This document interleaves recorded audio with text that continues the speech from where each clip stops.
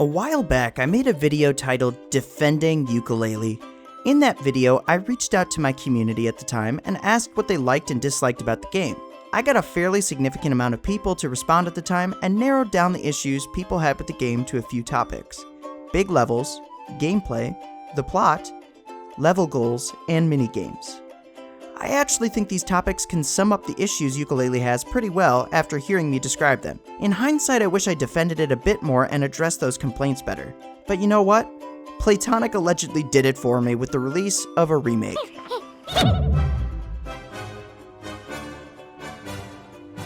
Now, full disclosure, when I heard that they were remaking Yooka Laylee, I had a few thoughts. 1. Why are they remaking a game that's not that old? 2. Why wasn't it released right after it was announced? And 3. Will they even overcome and address the issues presented in the original? Well, today we find out, as I dive into Yooka Replaylee, taking a deep look at what's changed, improved, and maybe just different for the sake of being different. This is Yooka Replaylee Vs Laylee.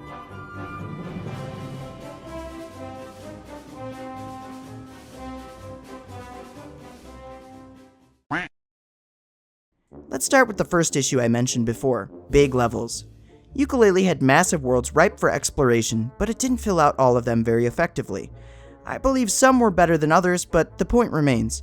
When having a giant world, it's important to give us reasons to explore it thoroughly.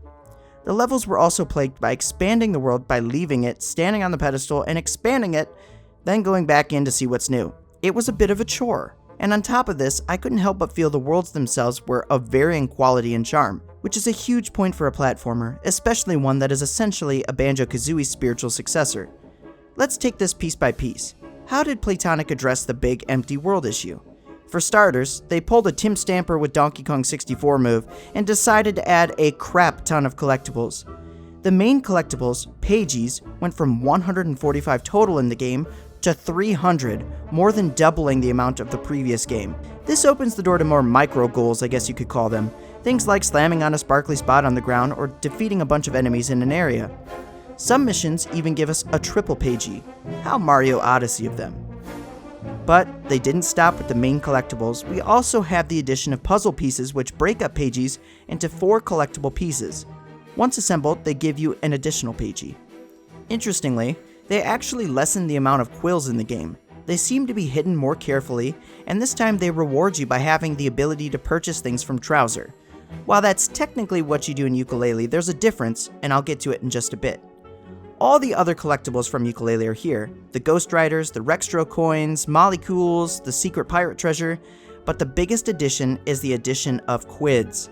These are basically coins. They come in 3 variants: gold, red, and green. The gold are the ones you see most often, laid out in the world marking pathways and acquiring them from enemies. There's a new character as well named Cornelius. He's a piggy bank that when you hit him, he'll drop coins around you and you can go collect them. The red coins introduce a challenge just like Mario 64, where you need to collect a certain number in a time limit for a Pagey. And the green coins line out a pathway and you've got to quickly race to get them all. The coins allow us to purchase new tonics from Vendy, who has been overhauled with new tonics that do everything from altering the look of the game to giving us perks or making the game harder. We can also use our coins to get special cosmetic items for our duo to customize their look, things ranging from silly to epic. And back to the quills for a second. Our moveset is unlocked from the start, and Trouser offers us small upgrades like more life, an outfit, 1,000 coins, and the ability to have another tonic as well as a few other small things. Giving us incentive to collect these items is something Laylee really lacked. I'm happy they made these additions. Now, all of these were just collectible additions. How else have they helped with the big world issue? Well, for starters, they added a map. And I'll be honest, this is the only change as I was playing I felt was totally unnecessary, as I never look at maps in platformers. I sort of believe that level design speaks for itself with memorable landmarks. However, the addition of the map, and specifically the new character Mark the Bookmark, allows for warp points across the map that can save a lot of traversal time, especially if you're hunting down a specific item. The first 2 levels I really didn't use Mark, but when I got to Moody Maze Marsh, I started using him in my attempt to find the pirate treasure. And I did. You may be thinking, okay, so more collectibles and a map, fast travel system, great, that seems pretty basic. But they didn't stop there. I'll be saving the level goals and minigames to address a bit later in this video, but one thing I want to mention right now is something that actually surprised me. The first thing you notice in Yooka Replaylee is the new shiny coat of paint. What they didn't tell you was that they actually redesigned a lot of the levels. Now, granted it's subtle. It's not like there are tons of totally new areas, or other areas were removed entirely, but they tweaked things and changed the layout, streamlining some of them. Where I really noticed this was in Glitterglaze Glacier. The inside of the cave was different, the snowmen were laid out in different spots, some sections of it seemed condensed and reworked, like right at the beginning of the level. And the same can be said for Moody Maze Marsh. The differences are subtle, but they definitely tweak things, and as someone who's played through Yooka Laylee several times over the years, I took notice of every change. All of it seemed good though. It all seemed fairly well thought out in an effort to make you progress faster, which is super important in a game like this. Fast progression. Which segues to the next issue from Laylee, the gameplay. And now when I say gameplay, I don't necessarily mean Yooka and Laylee's moveset, as I always thought that was actually pretty solid. I'm effectively referring to the choices of a stamina meter being used for our fast movement, and a lot of our moves not really chaining together very fluidly. I want to actually bring us back to several years ago when I made a Banjo Kazooie vs Threeie video. One of the key features I highlighted for liking Threeie's gameplay over Kazooie is the movement fluidity. It almost felt like Playtonic watched my videos and made this change because every single move of Yooka and Laylee feels like it can be chained together. From running to spinning to gliding, things feel very cohesive and the animations are smooth. And just to briefly mention gliding, yeah, they changed your double jump action. Instead of pressing jump twice and doing a flutter hover sort of thing, you straight up glide. When I played the demo, it instantly went down as my least favorite change.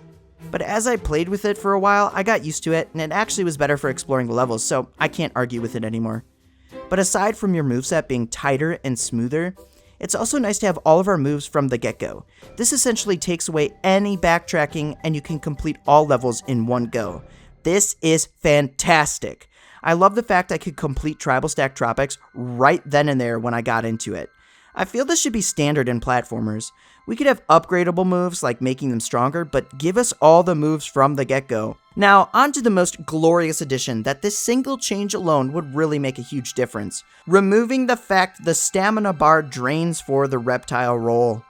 The reptile roll is essentially our talon trot in the game, and for those not super into Banjo, this is our method for moving quickly, like sprinting basically. Having this unlocked speeds up navigating on levels, and it also removes all the moments of running out of stamina in the middle of a boss fight, or platforming and just standing there waiting for it to fill back up. This was a huge point of contention for me in the original game. The stamina bar isn't gone entirely though, as we still have it for things like power-ups, but that makes total sense. And with the power-ups and transformations, although widely the same, we can now turn them off by holding a button down. Before, for transformations we needed to go back to the specific area and transform back, or do something incompatible with the transformation, like taking the truck in water, for example. And the power-ups would just sit there until they went away. It's so nice to have that control. It's like in DK64 when you would transform into an animal buddy. You could just do a move like equip your fruit gun and you'd transform back. It was great. They also refined and simplified the Kartos gameplay. They made it control a lot better.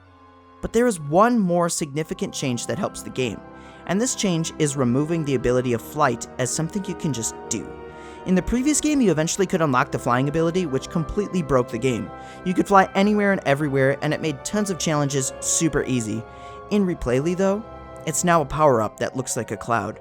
This was a great decision, as now you can't use it forever and just collect stuff. It makes the game way more balanced. And it also makes the moments where you do fly around feel more special when you can. All in all, the gameplay tweaks have been so welcome, and I'm surprised and impressed at how effective the changes actually were. The plot. I won't dwell on this section too long, as the plot remains largely the same. The magical one book starting to get sucked up by Capital B at Hivory Towers, who wants to use its magical pages to rewrite the world and turn all of its literature into profit. However, we do get a few extra cutscenes and the beginning that explains to us how the one book ends up in Yooka and Laylee's hands. This game is basically retelling the events of the first game by having Yooka and Laylee narrating the story at the beginning and end. It's like them hyping up and embellishing their own adventure. Think of it as a slight remix. It's fine and it gets the job done. The new cutscenes are welcome and fun, and actually, it's a neat way to make the first game still canon in a way and separating the two adventures. My only real complaint is that they actually downplayed Dr. Quack in this version of the game. There are no quiz sections, none, except for one that was required for a pagey. But those quiz sections were essentially Dr. Quack's boss fights. Granted, they had too many in the original game, but not having any felt wrong to me. They should have had one at the end, in my opinion. Ending with a quiz show was just something really quirky in the Banjo games that was filled with charm. Removing them sort of feels like they're attempting to distance themselves more from that. And there are a few more plot points, like the big ice key being removed. I understand, but they were fun nods to their old games. And speaking of fun, how about the newly overhauled level goals and minigames? These are overhauled everywhere. The level goals in this game, firstly as mentioned with the pages, are increased in quantity significantly. You have the small, speedier goals like unclogging a cannon, and the more in-depth goals like collecting the snowman hats. Most of the challenges have been streamlined to be faster to complete, like the hit the matching symbol game in Tribal Stack Tropics, where they remove the enemy that comes at you. And some challenges even give you multiple pages at once. Defeating a boss will give you 3 pages now, and Cardos and Rextro's Arcade offer 3 pages total depending on how much you collect. The Ghost Riders, for example, give you a pagey for each Ghost Rider that you find, and they also offer an additional 3 at the very end. They removed all the unique minigames from Yooka Laylee for Rextro's Arcade and instead replaced it with a new game, Rextro Bites Back, which is a neat, simple platforming puzzle game where you can bite and stretch your neck and have to navigate through a small level. It's very charming and very colorful and very silly. Each world in the game offers a new level in this one minigame. It's nice as a lot of the Rextro arcade games just honestly weren't that great in the first game, but I will say I missed the Cardos karting minigame as that one was really fun to me. I do wish there was some variety, but I do really like this new minigame over the old ones overall. The boss fights have also been overhauled, and I felt it made them much easier in this version. Capital B's boss fight at the end was way better, and it had what I took as a fun nod back to DK64. The interesting thing about this game is the fact that tonics can actually make the game harder or easier depending on your preference. I personally prefer a middle ground approach, but it is cool you can make yourself only able to take one hit, or make it so basic enemies only take one hit. It makes for interesting and intricate customization throughout with all the tonics and options you have at your disposal. And the fact you can make yourself 64-bit is awesome. Though I wish you could make the whole world 64-bit like the last game. But without the CRT filter and running at a decent frame rate maybe, can we get that in an update playtonic? Or maybe I just didn't unlock it. Let me know in the comments if that's the case. Overall, the case for Yooka Replaylee had me on an emotional roller coaster. I went from seeing this as an unnecessary remake to appreciating all that it did for the series. It almost feels like they're building a proper 3D sequel and wanted to test the waters and make sure they were doing things right this time around. I will say they probably should have released this shortly after they announced it, but I am happy to say that Yooka Replaylee did exactly what it was intended to. It fixed tons of issues from the first game. I've heard stories from people out there who were complaining the game was buggy and glitchy, but honestly, I had 3 instances of any sort of glitches on the PC version on Steam, and that was pre-release. Whatever version they were playing, it probably needs some tweaking, but from my perspective, Yooka Replaylee is worth it. It has a decent price point and even a discount if you own the original. If you haven't played the original, it's a no-brainer that this is the version to get. And if you've played the original, there's still some nice surprises waiting for you in this game. Yooka Replaylee took an okay to good game and made it a great one. And while the music was great before, you are in for a treat with the live orchestral updated tunes Kirkhope cooked up. Just go and listen for yourselves. Despite what IGN says, it's great. The only big problem it has now is not having more levels to explore. Go check it out. But before you do, be sure to drop a like on this video to help support me and subscribe if you haven't. I've got tons of content just waiting for you, and if you're not convinced yet, go watch some of my other videos. Until next time, have a good one.